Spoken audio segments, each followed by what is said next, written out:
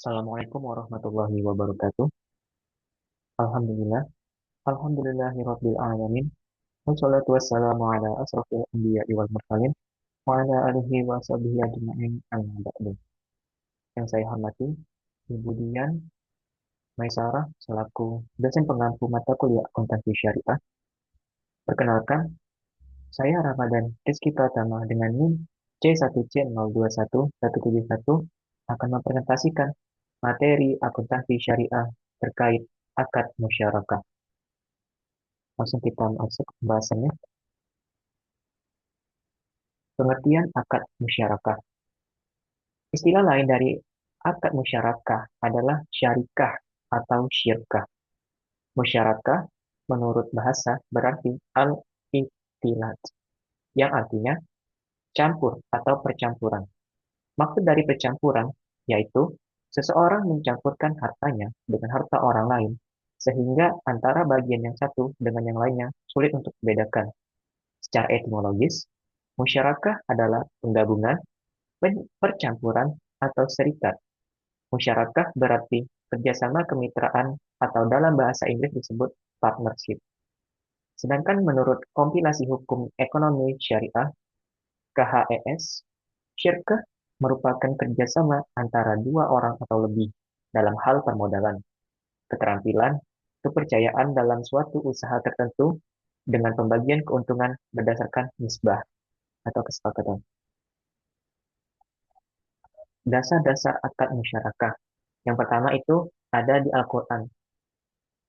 Dalam Al-Quran dijelaskan dalam surat An-Nisa ayat surah keempat ayat 12, pengertian syirkah adalah bersekutu dalam memiliki harta yang diperoleh dari warisan. Yang kedua, menurut hadis. Dalam hadis disebutkan bahwa akulah Allah adalah orang ketiga di antara dua orang yang saling bersyirkah atau musyarakah selama salah satu keduanya tidak mengkhianati kawannya. Dan ketika sudah ada yang mengkhianati, maka aku akan keluar dari antara mereka.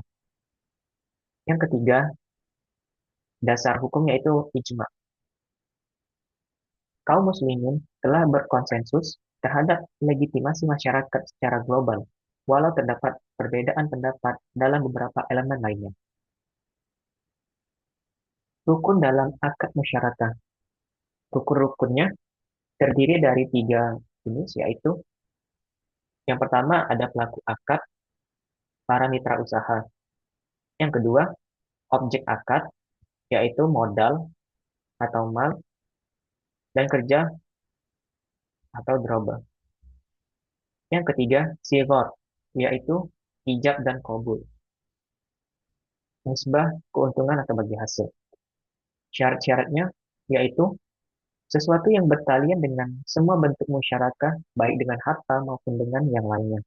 Yang kedua, sesuatu yang berkaitan dengan musyarakah mal atau harta. Yang ketiga, sesuatu yang bertalian dengan syarikat mufawadah.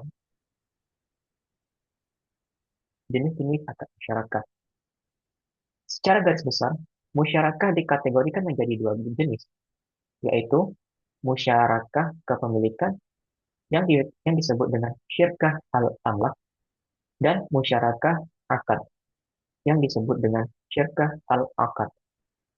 Musyarakah kepemilikan tercipta karena adanya warisan, wasiat, atau kondisi lainnya yang mengakibatkan kepemilikan suatu aset oleh dua orang atau lebih.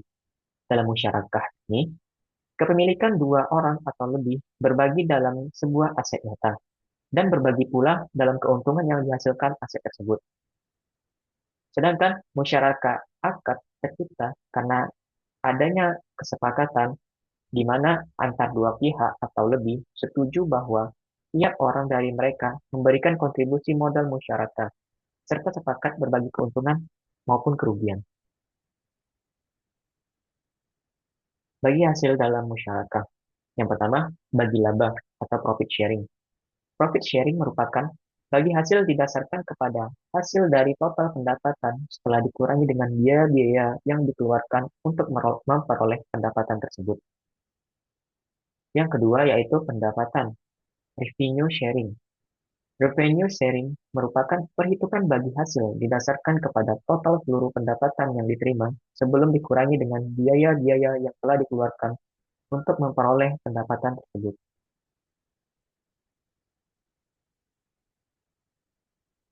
Hal-hal yang menyebabkan berakhirnya akad musyarakah apabila terjadi seperti yang pertama, salah satu pihak membatalkan meskipun tanpa persetujuan pihak yang lain. Yang kedua, salah satu pihak kehilangan kecakapan untuk bertasarruf atau keahlian mengelola harta. Yang ketiga, salah satu pihak meninggal dunia. Yang keempat, salah satu pihak dalam pengaruh di bawah pengampunan. Yang kelima, salah satu pihak jatuh bangkrut yang berakibat tidak berkuasa atas harta yang menjadi objek musyarakah. Mungkin hanya itu yang bisa saya sampaikan pada materi kali ini. Terima kasih untuk teman-teman dan Ibu yang telah memperhatikan materi diskusi saya pada hari ini. Sekian presentasi dari saya akhiri. Wassalamualaikum warahmatullahi wabarakatuh.